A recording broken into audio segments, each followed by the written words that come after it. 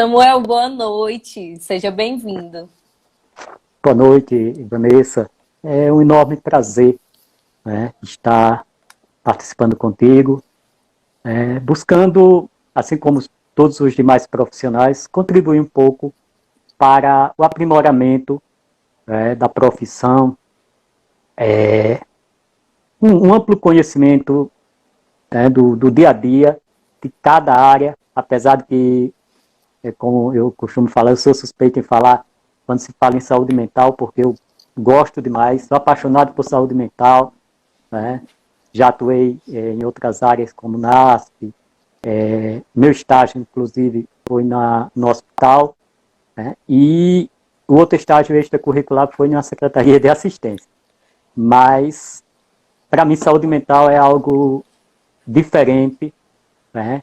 É algo muito cativante e eu me sinto muito feliz por estar fazendo parte da equipe qual eu faço atualmente, no CAPS, né? E conhecendo de perto a mente humana, pelo menos o mínimo, né? Porque a mente humana ela é muito complexa, né? E é muito interessante você conhecer. Quanto mais você conhece, mais tem coisas para você descobrir, né? É muito, muito interessante mesmo, né? E vamos Apaixonante. tentar contribuir. É apaixonante. Depois dessa live, eu tenho certeza que as pessoas vão, se já havia interesse por a saúde mental, vão passar a aprofundar mais esse interesse, vão passar a ter uma visão diferenciada. Essa é a minha ideia, né? Sempre que participo de palestras, sempre que organizo alguns eventos, principalmente no CAPES, junto com a equipe, é fazer com que as pessoas percebam, né, que o deficiente mental ele tem a deficiência, mas ele também tem muita capacidade de desenvoltura, tem inclusive a capacidade de amar, né? As pessoas têm a visão do deficiente como alguém violento, na maioria dos casos, alguém violento. E na verdade ele não é, né? Ele, no momento da crise, ele tenta se defender, né? Mas ao passar a crise, eu já vi vários exemplos, inclusive na minha experiência profissional, eu vi vários exemplos do momento da crise e após a crise, como esses deficientes ficam, né? E durante a live vamos falar um pouquinho sobre essas experiências que para mim realmente são marcantes, né? E é um aprendizado. Com certeza. Samuel, assim, é muito interessante. Eu estagiei na área de saúde mental e realmente é uma área encantadora, bem complexa. Você precisa realmente estar estudando, se atualizando e conhecendo, né, tudo que envolve essa área. E, nossa, obrigada por estar aqui hoje, por estar disponível hoje nesse feriado de 7 de setembro aqui, para conversar com a gente, trazer essa sua experiência tão rica. E eu queria que você iniciasse falando sobre o local onde você trabalha, como funciona. Olha, atualmente o local onde eu trabalho, nosso CAPS é o CAPS 1, né? É, é um local, uma dos desafios que temos, né? Porque quando o governo federal ele definiu nas portarias referente a CAPS, né? CAPS 1, 2, 3, CAPS I, né? Entre outros, o CAPS 1 é o que mais me chamou a atenção. Por quê? Porque nós recebemos todo tipo de demanda, né? Enquanto os outros CAPs, por exemplo, tem municípios, né, de grande porte que tem o CAPS infantil e o CAPS AD e o CAPS, né, de transtorno mental. O CAPS 1 é diferente, ele recebe tudo. Ele recebe desde do usuário de álcool e outras drogas até o de saúde mental mesmo, né? Como tem lá na portaria, né, porta de entrada para a saúde mental. Então, estamos para receber toda a demanda, todos os casos que venha a nos procurar, né? No município aqui nós temos também um ambulatório, né? Nós temos uma psiquiatra do ambulatório, assim como temos psicólogo, né? E temos um trabalho realmente bem ampliado e um contato entre a rede, né? Então, é um local de uma estrutura boa, né? É um local que conseguimos, de certo modo, desenvolver as ações no dia a dia. Tem os seus desafios, né? Que durante a live vamos poder falar sobre esses desafios, né? E um dos maiores desafios que temos, hoje pela manhã eu estive conversando com alguém e falando sobre isso, sobre saúde mental, e um dos maiores desafios que eu mostrava para ele é a sensibilização da população para com o deficiente, né? Porque as pessoas ainda, infelizmente, têm medo de se aproximar muitas vezes do deficiente, né? Tem medo até de ir no CAPS. Quando se fala em ir no CAPS, entrar no CAPS, é algo que mexe muito com as pessoas, né? Porque as pessoas já verem, ao entrar no CAPS, como se estivesse entrando no local totalmente diferente do seu contexto social, né? Do seu contexto familiar. E, infelizmente, temos N dificuldades que enfrentamos, principalmente pela visão da sociedade, né? E, em parte, eu concordo com eles. É um local diferenciado mesmo, né? É um local que quem entra lá não sai da mesma forma, não sai com a mesma visão, né? Acabou de entrar, inclusive, agora na live, eu pude ver aqui, acabou de entrar uma das minhas estagiárias, né? A Jéssica Maiara. Isso, Eu eu mando vi um abraço aqui. para ela. Um grande abraço. Jéssica foi, nesse momento, antes da pandemia, a minha última estagiária, então compartilhamos muita experiência juntos, aprendemos muito, porque eu gosto muito de ter estagiário, porque ele já vem com a vivência, né, no meio social, no meio escolar, né, e transmite para mim as experiências que eles têm, quanto universitário, né, e também aprende um pouco com os nossos usuários e com os demais membros da equipe, porque o assistente social no CAPS ele não trabalha só, né? Ele tem uma rede de apoio, ele tem outros profissionais que complementam o seu conhecimento, desde o psiquiatra até a pessoa que fica na recepção, até a pessoa que faz a alimentação, né? Tudo isso contribui para o bom andamento dos trabalhos no CAPS e para o aprimoramento do profissional quanto assistente social, né? O CAPS ele não é feito apenas com profissionais de nível superior. Eu sei que eu já vi em algumas conversas que eu tive com algumas pessoas, né, e trabalharam em CAPS mesmo, e alguns que trabalham, por exemplo, que trabalham na cozinha ou mesmo na limpeza, aí diz, não, mas o importante para o CAPS são vocês de nível superior. E eu digo, opa, vamos dar uma paradinha, não é por aí.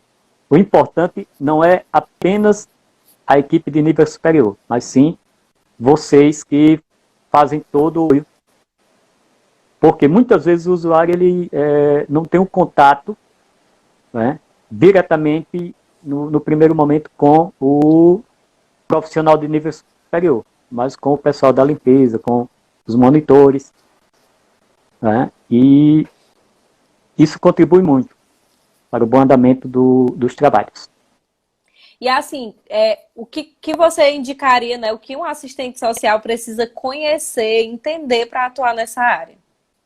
Primeiro, você tem que amar a profissão, né? Assim como todos os outros, todas as outras áreas, saúde mental não é diferente. Você tem que amar, né? Você tem que gostar de atuar, né, como assistente social, né? É uma dificuldade em alguns casos. Eu mesmo já ouvi pessoas me falarem isso, que entraram no serviço social por achar que seria bem mais fácil, só que chegando lá viu que não era tão fácil, né? E também porque para eles seria uma porta de emprego, né? Sim. Eu, quando comecei a minha faculdade, eu comecei, inclusive, por influência de familiares, né? Para que eu fosse. Mas quando cheguei na universidade, eu me apaixonei por serviço social, né? E hoje eu vivo no dia a dia, né? E tento realmente cada vez aprender mais sobre essa área, né? E também gostar de saúde mental, né? Porque você tem que despir-se de todo preconceito, toda visão que a sociedade, em algumas vezes, lhe impõe, né? Você tem que passar a ver o deficiente mental quanto ser humano, o qual ele é. Por quê? Porque em momentos de crise terá N situações onde você irá enfrentar, né? Então você irá ver várias situações em momento de crise e várias pessoas falando sobre aquele momento de forma diferente. Eu mesmo já ouvi, por exemplo, no momento de crise as pessoas colocarem a responsabilidade, vou falar de uma forma bem simples, em espírito imundo. Já ouvi muito falar sobre isso. A pessoa, por exemplo, ouviu voz. Isso é coisa do inimigo. Né? E outras, às vezes, falam, não, porque ele não tem o que fazer, ele não tem outra ocupação. E não é. Né? E não é. Na verdade, a pessoa está passando por um transtorno mental em virtude de alguma consequência, de algum trauma, digamos, que ela pode ter sofrido quando trata-se de estresse pós-traumático, né? Ou mesmo de algo que desencadeou o problema mental. É o que chamamos de gatilho, né? Que desencadeia o problema mental. É um problema genético, em sua maioria é um caso genético, né? Então, saúde mental, assim como parte das doenças, eu não vou dizer 100%, né, porque essa não é a minha área, mas boa parte das doenças, alguém da família já teve um problema mental. Então, é importante você passar a ver a saúde mental de uma forma diferenciada. E, claro, estudar muito sobre saúde mental, né, ler muito sobre saúde mental, assistir muito filme. Né, inclusive, eu localizei aqui alguns filmes, né, sobre saúde mental, que lá no final eu vou passar, inclusive, permitindo, eu vou deixar o número do WhatsApp, as pessoas que quiserem indicação de livros também, eu estou à disposição. Eu gosto muito de contribuir, né, principalmente para aquelas pessoas que querem aprimorar o conhecimento sobre uma determinada área, né, e querem ver as coisas de uma forma diferente, né, querem passar a ver a saúde mental como realmente ela é, né, tirar de lado aquela visão de que o deficiente mental ele é sempre violento, né, que é sempre perigoso, e ver as coisas de uma forma diferente. Né? Infelizmente, eu tenho me deparado com colegas profissionais que não têm a coragem, por exemplo, eu já ouvi né, um dia me dizer, Samuel, eu não tenho coragem de entrar no CAPS, por exemplo, não tenho coragem de entrar no hospital psiquiátrico, eu tenho medo de entrar porque eu não sei o que pode acontecer. Né? E aí eu sempre digo para ela, é algo cativante. Depois que você entrar, você vai ver que não é nada do que você pensa. Claro, é preciso ter alguns cuidados. Não é? Você tem que estar em alerta. Na maioria do tempo, você precisa estar em alerta. Por quê? Porque o deficiente mental, se ele estiver em surto, se ele estiver em crise, ele pode fazer alguma coisa que ele não quer naquele momento, né? Mas que, infelizmente, em virtude do transtorno que ele está sofrendo, ele passa a cometer alguns atos. Né? Então, é preciso ter o cuidado, mas nada de ter medo.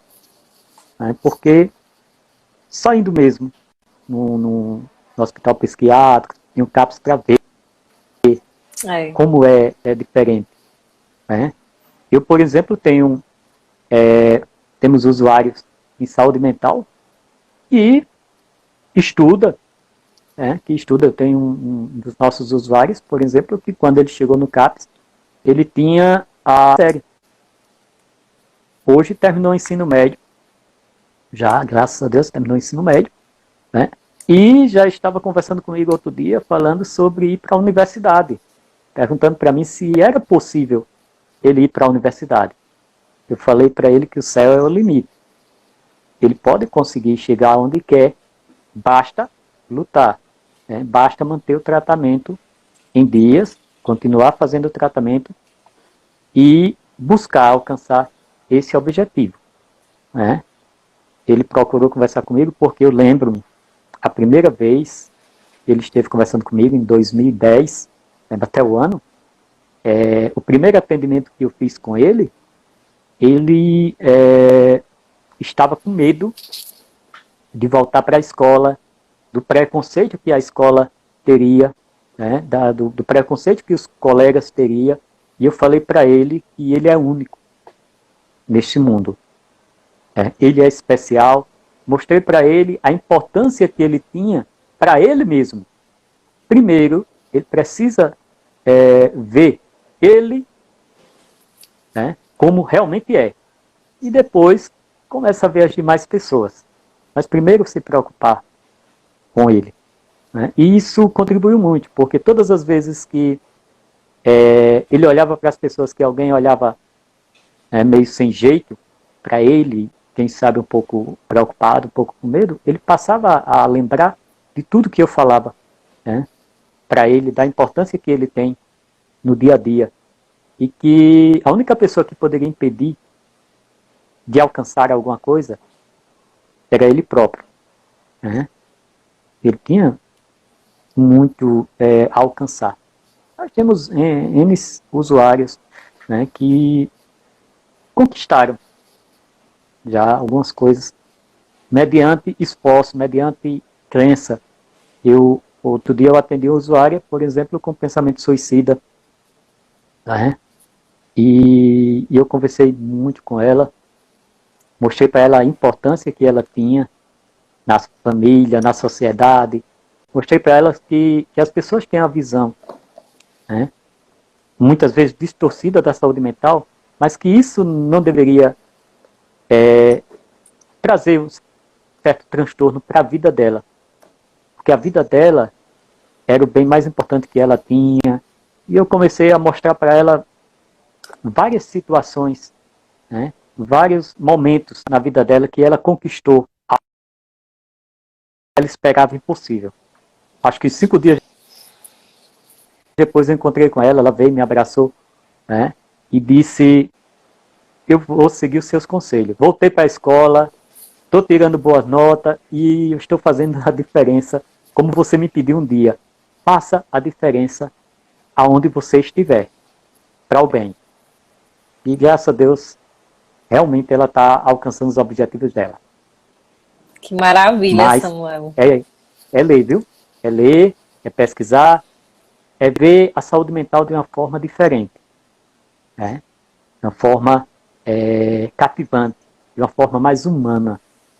Infelizmente, a nossa sociedade precisa ainda, boa parte da nossa sociedade, claro, precisa ainda ver a deficiência mental como algo a ser humanizado, né, a ser trabalhado no dia a dia, tirar um pouco o preconceito que se tem, né, daquela saúde mental, onde as pessoas, ao sofrer um surto, eram internadas e ficavam presos em locais fechados, né, manicômios. Tirar aquela visão de que o deficiente mental, todo deficiente mental é violento. Ele não é violento. Nós temos vários tipos de deficiência mental. Nós temos desde os casos mais simples até os casos mais graves, mais complexos, mas todos eles são importantes, são diferentes, né? São marcantes.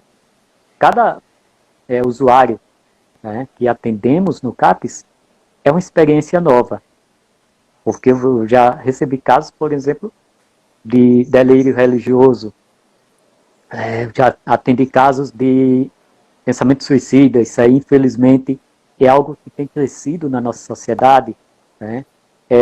Já atendi casos de compulsão sexual, já atendi também, muito interessante, né? Esses casos que precisa de tratamento, né?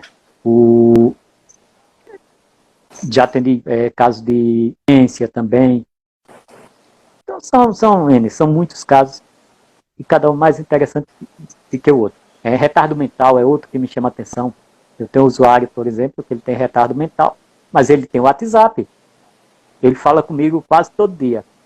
Sempre a mesma coisa. Samuel, bom dia. Boa tarde ou boa noite.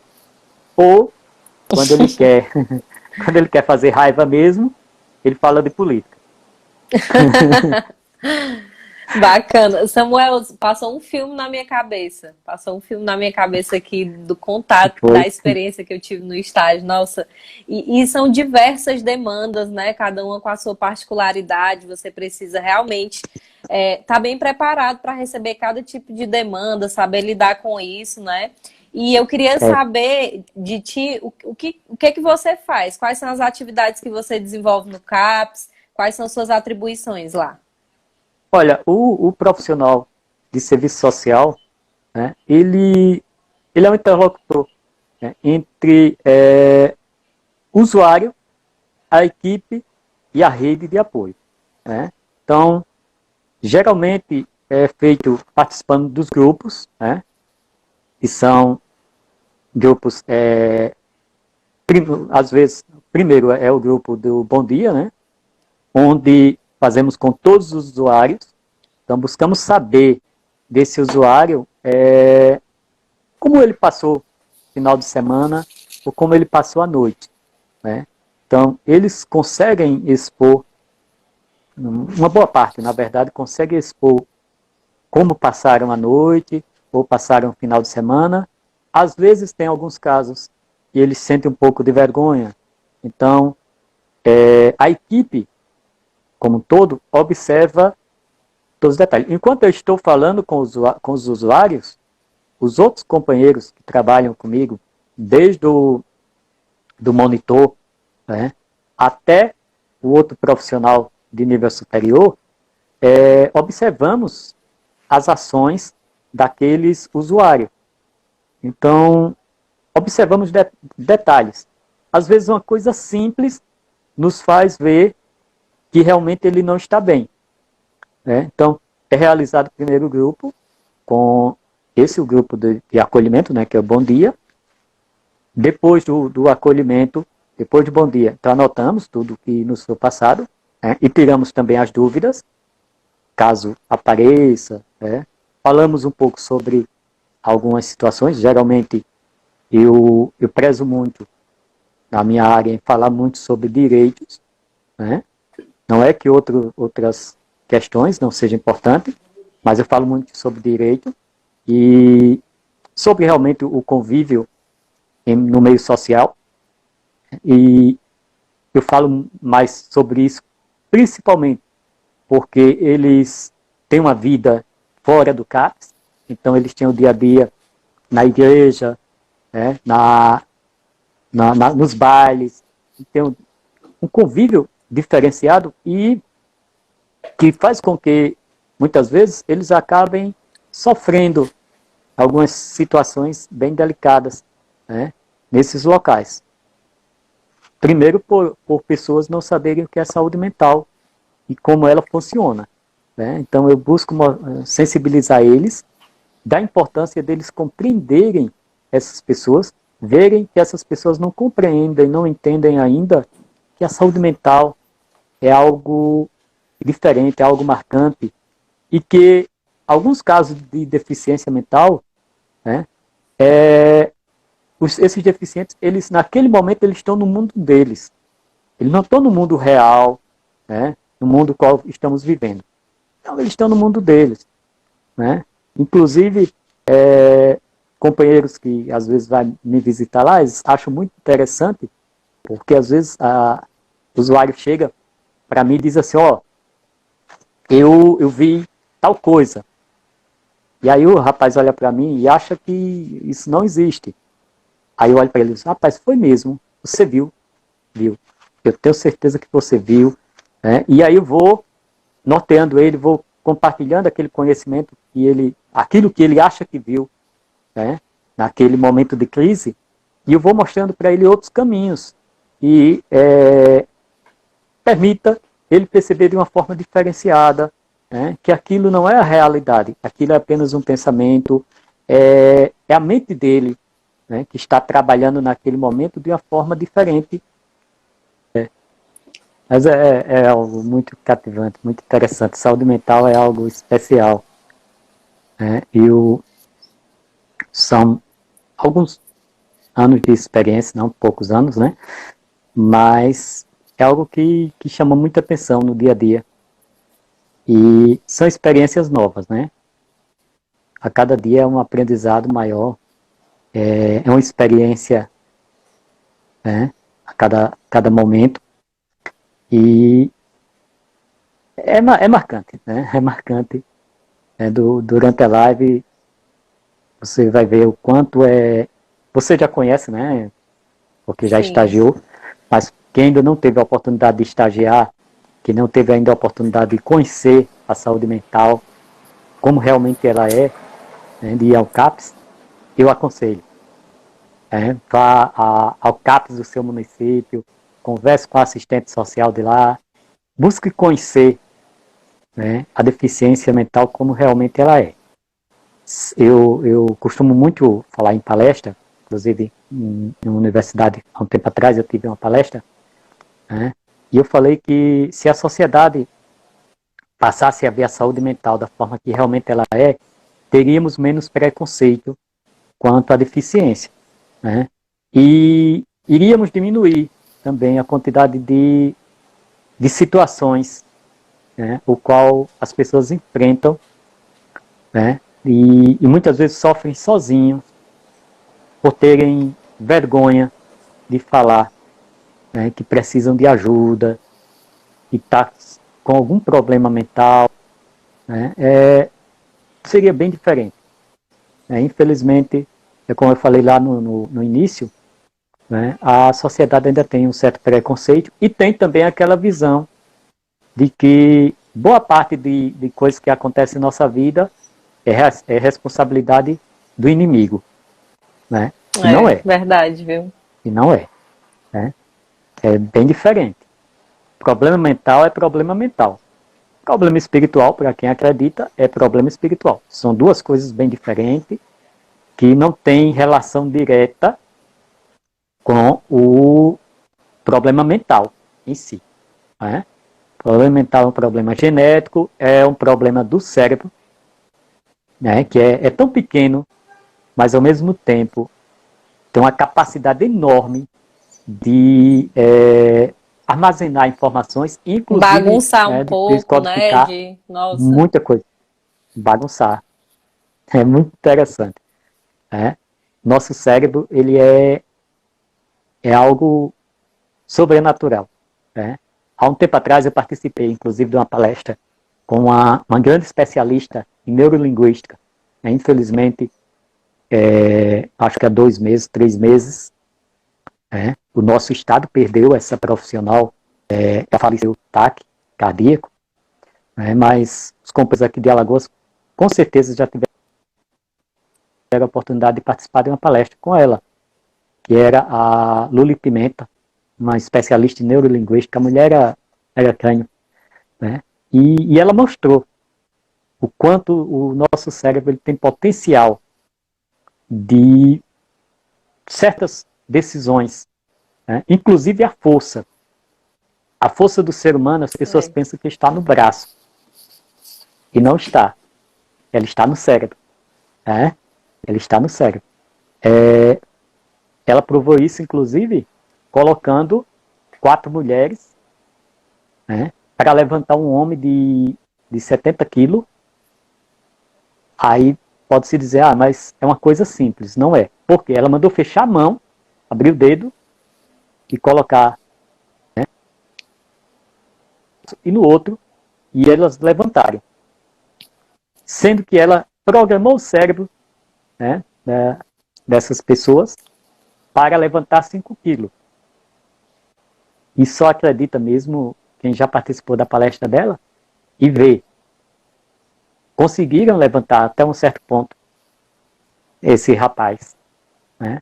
E aí depois, antes dela programar o cérebro para 5 quilos, ela mandou tentarem levantar no peso, o qual ele tinha normal, 70 quilos, e não conseguiram. E quando ela programou o cérebro, conseguiram levantar.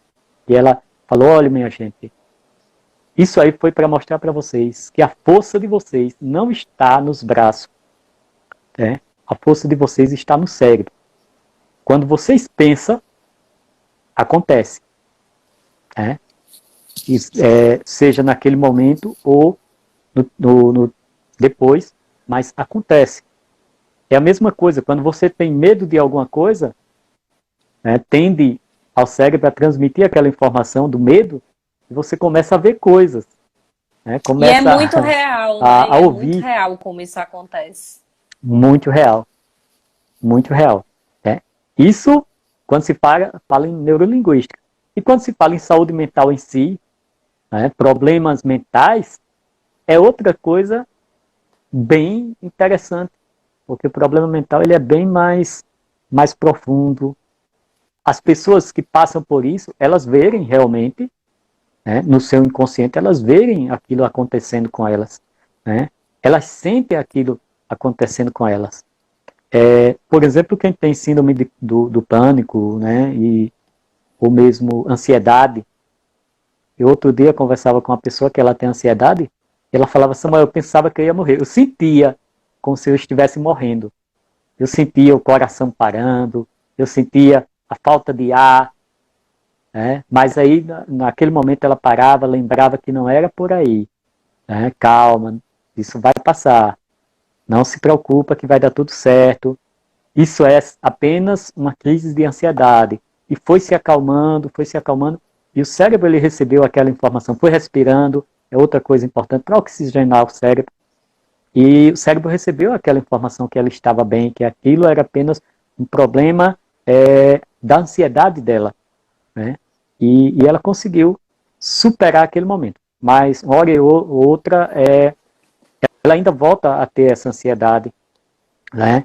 E está tratando, graças a Deus, está tratando. Isso é muito, muito proveitoso quando se faz o tratamento corretamente, porque tem tudo para evoluir bem, tem tudo para melhorar. Quanto mais rápido houver o tratamento, melhor é a evolução.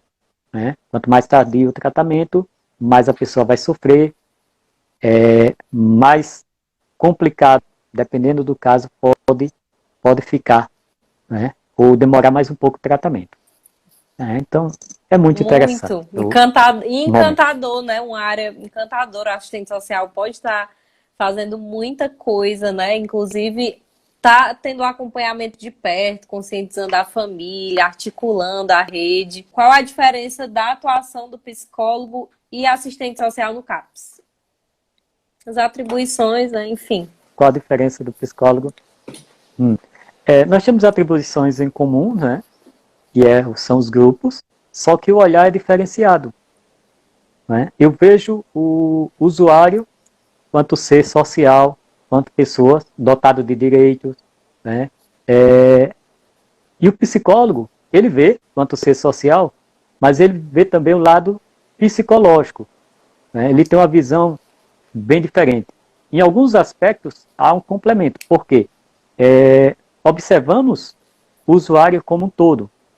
Então, percebemos em detalhes do que o usuário está falando. Às vezes, o usuário ele fala até mesmo sem querer, mas por impulso. Por exemplo, o pensamento suicida. Né? Eu consigo observar aquele momento de quem está pensando em suicídio, né? de uma forma diferenciada, e em algumas vezes da forma que o psicólogo ele vê. Só que o psicólogo ele se aprofunda mais. Né?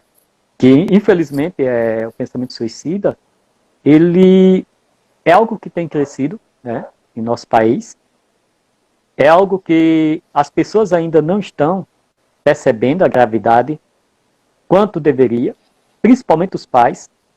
Eu ouvi um dia uma pessoa com pensamento suicida, me falava, meus pais só vão perceber que eu não estou bem quando eu não estiver mais aqui. E aí é onde precisamos ter o cuidado para falar com ele, né? Mostrar para ele a importância da vida, mostrar para ele o quanto ele já venceu no dia a dia, né? E principalmente que ele já venceu a primeira batalha. Fase de formação ainda. Não, gente, não me digam que travou. Espermatozoide, né? Quando houve aquela Samuel disputa travou para chegar até mim. o óvulo. Só o finalzinho travou. Ah, sim. Como eu estava falando, eu procuro mostrar, né, que ele já venceu a primeira batalha, que foi no momento da fecundação, o óvulo, o espermatozoide, e eu começo a mostrar por ali. E aí eu vou mostrando a importância. Então, a abordagem do assistente social, nesse caso, né, é um pouco diferente da abordagem do psicólogo. Em outros casos também, porque o psicólogo, inclusive, ele faz a psicoterapia. O assistente social não. Ele faz a orientação social e, claro, quando vemos a necessidade naquele momento de uma avaliação com o psicólogo, né, de um acompanhamento com o psicólogo, encaminhamos esse usuário para o psicólogo. Né? Tem casos que conseguimos conversar, a pessoa sai mais aliviada, né? Mas tem alguns casos que temos que já encaminhar direto. Então, a diferença é por aí. Né? O psicólogo ele faz a psicoterapia. O assistente social ele faz mais a orientação, né? E tem as atribuições de cada profissional. Mas sempre, no final, complementamos um ao outro dos conhecimentos. Interessante demais. Como é o seu acolhimento, atendimento? Como é seu acolhimento, atendimento a adolescente com... Acho que é ideia suicida, alguma coisa ela quis falar relacionado a isso. Como é o atendimento? O atendimento. A equipe ela é orientada, desde a recepção até os técnicos de nível superior, a ouvir. Né? Então, o pensamento suicida, nós só começamos a escrever, por exemplo, e colocar, né, na folha de acolhimento desse usuário, depois de ouvir. Né? Ouvir atentamente, prestar atenção no que ele está falando. Não é só, claro, o pensamento suicida, mas todos os demais casos, primeiro, paramos, ouvimos, sem interromper. O pensamento suicida é algo que ele precisa daquela atenção. E com o cuidado, sem julgamento. Né? Porque uma das coisas que tem dificultado o tratamento do pensamento suicida é que as pessoas têm uma visão de que quem pensa em suicídio nunca vai cometer. Né? E não é verdade. Existe casos, infelizmente, nós temos aí estatísticas, de que pessoas que pensaram em suicídio e concretizaram. Algumas, infelizmente, não falaram, né? Mas demonstraram. Porque todo pensamento suicida, ele demonstra aquilo que ele vai fazer. Às vezes a pessoa vai para o CAPS, né, com outro problema de saúde mental, por exemplo, ansiedade. E ao chegar lá, a equipe já é orientada a veio para fazer o acolhimento, digamos, o primeiro acolhimento. Então, já tem um técnico, né, lá que vai fazer esse acolhimento, vai ouvir. E aí começamos a ouvir esses usuários, começamos a tentar, né, entender o que ele está sofrendo, e em alguns momentos a gente chega a perceber em algumas palavras que ele está pensando, né, em cometer suicídio, por exemplo. E não é só na fala, observamos atitude, observamos comportamento, né? Inclusive, eu mesmo, durante o atendimento, eu observo a pessoa por completo. Então, eu olho os braços, eu estou olhando para ela, mas meus olhos, né, 360 graus, vamos dizer assim. Ele está observando tudo. Então a pessoa chegou com a camisa de manga comprida, eu já dou uma observada para tentar entender por que está com a camisa de manga comprida. Eu não pergunto, eu vou dando tempo para que a pessoa vá falando. E em alguns momentos eu, lá na frente, vou tentar entender, né, por que algumas atitudes. Né? E aí eu deixo sempre aberto, olha, você tem aqui alguém que está pronto ali ouvir, sem nenhum preconceito, né, sem te ver como alguém fraco, alguém que não consegue vencer, o que não é verdade. Porque o maior problema hoje, em algumas profissões, né, é entender a outra pessoa, principalmente alguns profissionais de saúde que não são da saúde mental, é entender que aquelas pessoas que pensam em suicídio, elas querem ser ouvidas. Aquelas pessoas que se automutilam, e aí na maioria das vezes, caso de pensamento suicida não é de uma hora para outra. Então, existem pessoas que já vêm de uma automutilação, né, e em situações na trajetória da vida dela, é preciso se compreender. Eu atendi outro dia uma certa usuária, né, que ela nos procurou, e, aliás, um usuário, né, e ele deixou bem claro, trabalhava na época, inclusive, em Arapiraca, a cidade vizinha, e ele deixou bem claro isso. Eu já procurei ajuda em todos os lugares. Eu já fui em todos os lugares tentando encontrar alguém que apenas me ouvisse, né? E eu não encontrei. E aí eu disse, você veio para o lugar certo. Porque eu posso passar 1 hora na sala de atendimento, mas eu estou aqui para lhe ouvir. Fale tudo que você precisar falar, né? E, inclusive, nessa hora eu desligo até o celular. Quem precisar falar comigo, espere terminar o atendimento, porque eu não falo com ninguém, a equipe já sabe disso. Os próprios usuários sabem disso, que eu dedico aquele tempo para aquela pessoa, né? Para ouvir aquela pessoa no momento que ela está passando. E aí, também converso com essa pessoa para sensibilizar ela da importância dela conversar com outras pessoas da família que possam ajudar, né? Caso ela queira, eu posso chamar algum familiar para conversar, né? Para mostrar a importância em ter o cuidado com aquela pessoa, porque aquela pessoa pode tentar suicídio, assim como pode não tentar, mas não é algo confiável. Né? Infelizmente, o pensamento suicida não é algo que se pode confiar. É um dos maiores desafios que temos hoje na saúde mental. Claro, tem outros casos, né? Mas um dos desafios é esse. É lidar com o pensamento suicida. Já que existe N teorias. Né? Eu já ouvi muitas teorias. Respeito quem tem a sua teoria, quanto ao pensamento suicida. Eu já ouvi várias histórias, como falta de Deus, como falta do que fazer, né? Falta de ocupação, N situações. E, na verdade, a única teoria que eu encontro que me faz ver o pensamento suicida como realmente ele é de alguém que precisa ser ouvido.